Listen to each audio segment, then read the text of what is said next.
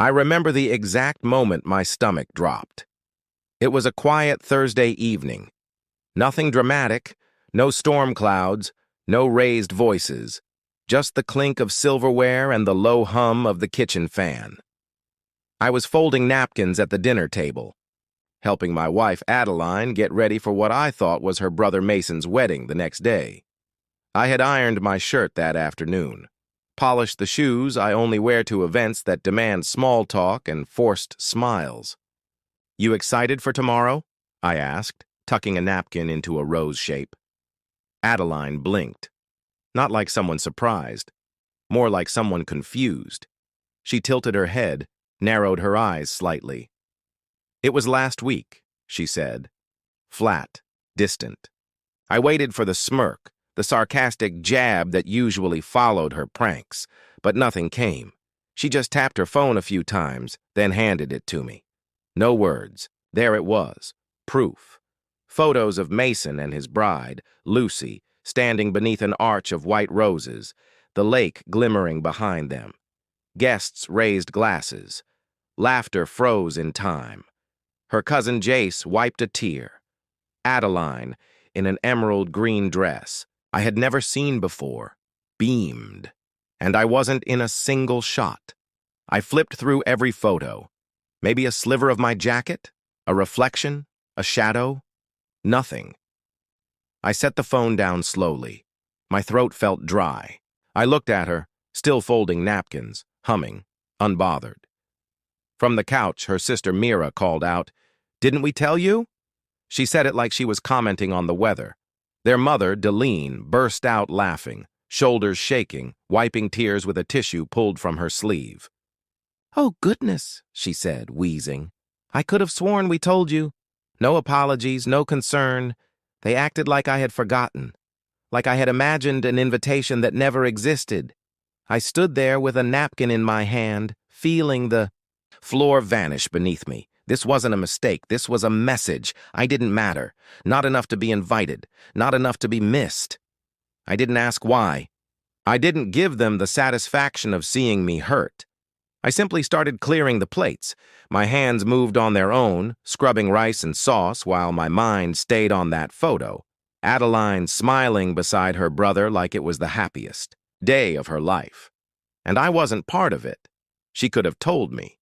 I'd been asking for weeks what the dress code was if we needed a gift. She brushed it off every time, said the plans were changing. Lies. That night, I lay beside her in bed. She scrolled on her phone until she fell asleep. I stared at the ceiling. Not angry, not even sad, just empty. I started replaying everything, missed dinners, group texts I was never in, plans that slipped their minds. Mira once joked I was the +1 that got subtracted. I laughed. I shouldn't have. This wasn't forgetfulness. It was deliberate. I had been erased. What hurt most wasn't the betrayal. It was how calm they were about it, how routine it felt. I reached for my phone and opened the wedding photo again. That dress, that glow, that world I wasn't part of. I placed the phone face down on the nightstand. And something in me clicked. Not loudly, quietly, like a whisper at the base of my chest. They thought I'd stay quiet. They had no idea. The next morning, while Adeline stirred coffee, I sat at the dining table with my laptop. I wasn't seeking revenge, just clarity. Line by line, I combed through 2 years of transactions. Tens of thousands to Mason's home repairs. Payouts. For Deline's roof, Myra's failed salon. No one ever paid me back. I never asked. Until now. It hit me. I was more involved in their financial lives than their emotional ones. I wasn't family. I was infrastructure. Adeline walked in, kissed my cheek, and asked what I was working on. "Just some numbers," I said. She nodded. Didn't care. That was the moment I knew. She didn't expect to be questioned. So I stopped playing the role. I withdrew. I listened to Deline refer to me like an outsider. Is he going to pay for it? Tell him when we need him. I became the ghost they already treated me as. But I was awake now.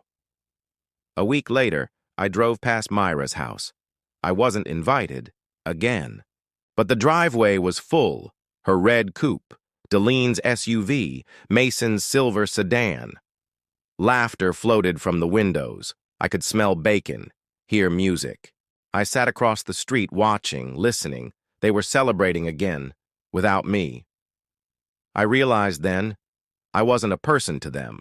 I was a resource, a backup plan, a wallet with a heartbeat. I drove home in silence. That night I called Theo, old friend. Lawyer, loyal. I told him everything. He didn't gasp, didn't pity me. "You want out?"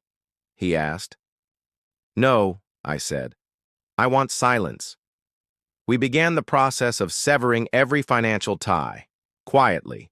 The next morning, I canceled. Payments, stopped auto transfers, cut off the gardener, the contractors, the insurance extensions. Then I waited. It took 6 days. Delene called. "The kitchen work stopped," she said. "They said funds didn't come through." "No mistake," I replied calmly. Silence. I'm sorry." "Didn't I tell you?" I said, it softly, then hung up. Mira texted, "Payment issue." I ignored it. That evening, I prepared an envelope, receipts, logs, everything, the cost of their love. I handed it to Delene the next time she dropped by. "This is what humor used to cost me," I said, and then I left the room. Adeline tried to pretend nothing happened. Lemon chicken, roasted potatoes, her peace-offering dinner. I wasn't hungry. "You could have told me," she said. "You could have invited me," I replied. She tried to deflect. Called it a misunderstanding. "That's forgetting milk," I said. "Not erasing your husband." I moved into the guest room that night. She called it sulking. I called it clarity. They tried again the next week. Wine, laughter, dessert. I walked out with another envelope. Screenshots. This time. Emails. Texts. Proof of how they spoke about me. "He's good for it," Myra wrote once, asking for unnecessary upgrades. "This," I said, placing it on the table, "is what entitlement looks like in writing." Then I left them there. No fight, no shouting, just truth. Later that night, I heard their car doors slam. Tires screeched. Adeline didn't come downstairs. I didn't care. For the first time, the house was quiet. And I liked it. I started waking up early, reading again, working out.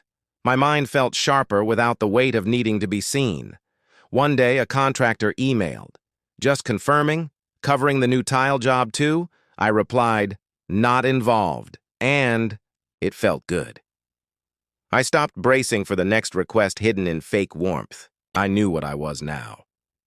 Not the man who pays, not family, not invisible, just free. I was the man who remembered everything and forgot nothing. I left before sunrise, not in anger, not to make a scene. Just a quiet decision after too many mornings, spent watching my reflection fade in a home that no longer felt like mine. I had packed a small duffel bag the night before, just a few shirts, my laptop, documents, and the spare keys to a condo I'd bought 5 years earlier, back when I still believed in the idea of future-proofing. The condo was on the 9th floor of a high-rise on the quiet side of the city. Floor-to-ceiling windows, a skyline view, and something I hadn't realized I missed until I opened the door. Space to breathe. The silence was different there.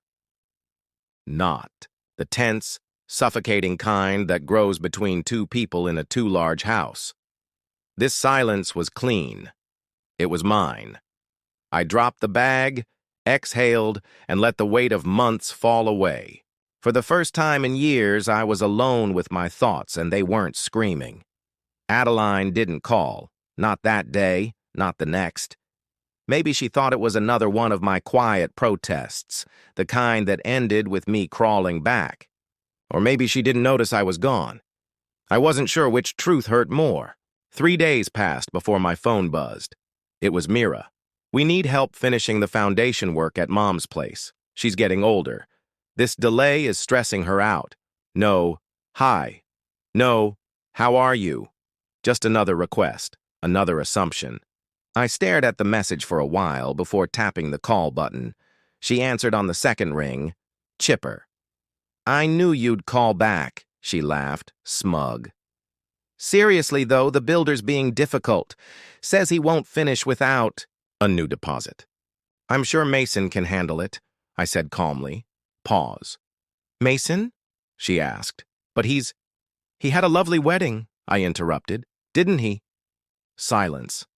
I let it stretch, let her feel what I had felt for months, that hollow, sinking quiet when someone forgets you on purpose and pretends it was an accident. She hung up. I smiled, not out of spite, just realization. The thing about silence, once you stop giving it away to protect others, it becomes a weapon, one they don't know how to defend against. They're used to your yes, your convenience, your explanations. Take those away, and their control vanishes too. Days passed. No calls from Mira, no texts from Delphine, nothing from Adeline, and for once I didn't wait by the phone. I worked, set up a desk near the window, started old projects I'd shelved for years, cleaned my inbox, reconnected with clients, reached out to nonprofits I'd bookmarked long ago. It wasn't about proving anything, it was about living in my own name again. I cooked, played jazz in the mornings, sat in silence, staring out at the skyline, thinking about nothing in particular. That, to me, was the greatest shift. I wasn't rehearsing arguments in my head anymore. I wasn't defending myself to ghosts. One afternoon, I walked to the cafe down the street. A new barista, Jin, took my order. When I told her my name, she smiled and said, "Nice to see a regular face. Most folks just glare at their phones," I replied, trying not to be one of them anymore. She grinned. Good luck. That night, I checked my phone again. Still nothing. But this time, it felt like peace, not punishment. And just when I thought they'd finally left me alone, Delphine called. Her voice was different now, edgy, calm, stretched too thin. The roof's leaking, the builder's threatening legal action. What is going on? I sipped from my mug and looked out the window at the city lights. I'm sure Mason or Adeline can help, I said, mirroring her own dismissiveness. They said it was your responsibility, she snapped. And there it was, the truth they never spoke aloud. I had been the backbone of their comfort. My unspoken agreement was simple. I would pay, fix, provide, protect, and ask for nothing in return. Didn't I tell you? I said softly. What? I let the silence fill the space. Didn't I tell you? I repeated. Then I ended the call. An hour later, Adeline came. No call, no text, just a knock. She stood in the hallway at 9:15 p.m., wearing a coat too thin for the cold, eyes red from lack of sleep. I didn't know where else to go, she whispered. I stepped aside. She sat on the couch, small and unsure. This place is nice, she said. I nodded. This is your family too, she said. You can't just leave them like this. No, I replied, standing by the window. Family doesn't erase you from photos, or homes, or celebrations. I made a mistake, she whispered. I didn't think it would matter. That hurt more than anything else. You didn't think it would matter. She looked up. Can we talk? I let the silence answer. And for the first time, she sat in it. No defenses, no jokes. Just her, facing a version of me she had never seen before, the one who no longer carried shame that didn't belong to him. When she stood to leave, she turned to me. Do you still love me? I looked at her steady. I love who I used to be when I was with you, but I don't miss who I became. She nodded, eyes wet, and left. and I returned to my silence, not because I was broken, but because I was whole. I didn't delete the message out of spite. I deleted it because I was done carrying someone else's longing, someone who had never carried mine. That night I cooked for myself. Steak, roasted garlic, sautéed vegetables. I set the table, lit a candle, ate slowly, not as punishment, but as presence. My presence. I thought about how many dinners I'd sat through surrounded by people who looked straight through me. How many events I'd paid for but wasn't truly invited to. How many laughs were shared at my expense, while I smiled politely and poured the wine. Now I was alone, and it was the most peace I'd known in years. The fall of the Anderson family didn't make headlines. No screaming matches, no viral scandals, just quiet unravelings, canceled projects, frozen accounts, declined loans, fractured relationships, things they took for granted, slipping quietly out of reach. And not once did I have to raise my voice. They unraveled themselves. I just stopped holding the thread. The news came through Rye, a name I hadn't seen on my phone in months. He used to work with Mason, one of the few in that circle who had eyes, ears, and a conscience. "You hear about Mason and Lucy?" he asked. "No," I replied, already sensing what was coming. "They're separated. She moved out last weekend. Told everyone at brunch it was because of what happened with you." I blinked. "She said the way the family treated you made her sick. She didn't even know about the wedding until someone brought it up at dinner. When she heard how they laughed about it, she lost it. Said if they could do that to you, they could do it to anyone." I thanked him and hung up. It should have felt like vindication. It didn't. All I felt was confirmation. Confirmation that I hadn't imagined the cruelty, that I wasn't too sensitive, that the quiet ways I'd been erased were real and visible to others. That evening I went for a walk. Golden hour draped the streets in soft light. Couples laughed outside bakeries. Dogs tugged their leashes. Life carried on. And for the first time, my heart felt still. Around that time, Mira got engaged. She posted it everywhere. Close-ups of the ring, long captions about second chances. But what stood out wasn't the announcement. It was the silence that followed. No one offered to pay for her venue. No one offered to host. Even Deline once.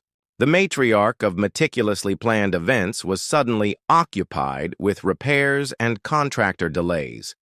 The financial safety net I'd quietly held beneath them for over 5 years had disappeared. And with it, their illusion of effortless grace. Mira called. I didn't answer.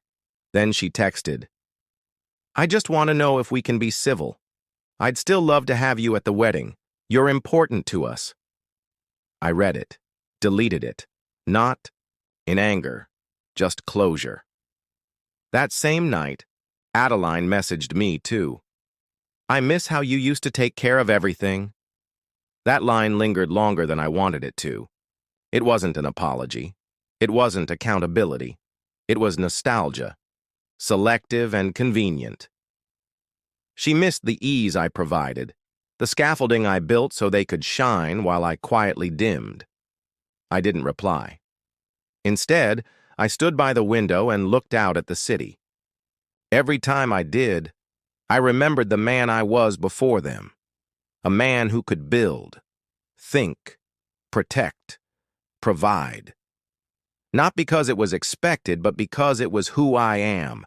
They never knew that man. They only knew the version they molded. The quiet husband. The reliable wallet. The man who folded napkins and swallowed jokes that hurt. I'm not that man anymore. And strangely, I felt sorry for Adeline. Because she wasn't mourning me. She was mourning her control. 2 days later, Theo called. "Thought you'd like to know," he said. "Deline's attorney reached out. They want to settle the lien out of court. They're scared the house will be listed." "Let her sweat," I said. "It already is," he replied, and we shared a knowing laugh. Then he asked, "Ever think about letting go entirely?" "What do you mean?" "I mean, the paperwork's done. You're protected. Their access is cut. You've made your point. But do you want to stay tethered to any of it?" That night, I sat on my balcony and thought hard about it. What would it mean to stop, not just responding, but remembering? To let go without ceremony? To turn the page without a final paragraph? It felt possible, and that was enough. The next morning, I called him back. "Start the process," I said. "All of it. Cut the lien. Finalize the property transfers. Close everything still connected to their names or their chaos. Let them live in the world they created without me. That's what they chose. I'm just honoring it." It's been almost a year since it all came to light. A year since my wife went to her brother's wedding without me. A year since Mira laughed from the couch and said, "Didn't we tell you?"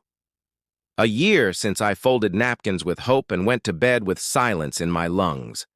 Now I live in a home I chose. Every piece of furniture, every color, every corner, mine. My mornings begin with peace. My nights end without noise. No bracing for texts, no carrying debts for roles I never signed up for. The condo, my condo, has become more than shelter. It's a sanctuary, a refuge not from the world, but from the version of myself I used to be. The man who explained too much, gave too much, waited too long for people who never clapped when he walked into a room. The silence now isn't a wound. It's a wall I built to keep out the noise I no longer welcome. Last week, I hosted dinner. Just a few people, nothing extravagant, people I trust, people who never needed convincing to care. Theo brought wine, of course. He's more than a lawyer now. He's an anchor. Nadia flew in from Florida with her boyfriend. She used to worry about me. Now she just hugs longer and smiles wider. We passed plates without tension, laughed without a script, no floral arrangements, no performance, just presence. After dessert, Theo leaned back and asked what I knew was coming. "Do you ever hear from Adeline's family anymore?" The room paused, not uncomfortably, just curiously. I smiled. "Not anymore." Laughter followed, warm, knowing. And just like that, the chapter closed with a single sentence. No revenge, no rage, just release. I never blocked them, never wrote cruel words, never exposed their downfall. I simply stopped showing up where I wasn't seen, stopped carrying weight for people who never lifted mine. That was my justice, and it was enough. The next morning, I walked the trail near my condo, down to the quiet park by the water. There's a bench I love, where I can see the skyline reflect on the lake. The same skyline I once stared at through sleepless nights, wondering if I was the problem. But now I know. It was never about trying harder. It was about trying for the wrong people. People who mistook kindness for weakness, who heard silence and assumed consent, who thought being family meant being owed. I stayed because I believed loyalty meant endurance, but loyalty without respect is just self-abandonment, dressed in polite manners. I'm not that man anymore. My world now is smaller, tighter, built not on obligation but mutual presence. No more performing, no more squinting for worth that should have been freely offered. Sometimes I catch glimpses of the Andersons online. A tagged photo, a vague update about wedding drama. I scroll past, not bitter, just uninterested. Adeline tried again, an email, then a letter dropped off at the front desk. I read the first paragraph. That was enough. She didn't miss me. She missed the convenience I provided. The quiet man solving everything from the background. That version of me is gone, buried under every unpaid debt, every party I funded, every time I was left out of the joke. And what remains? A man who smiles when his phone is quiet, who eats alone without,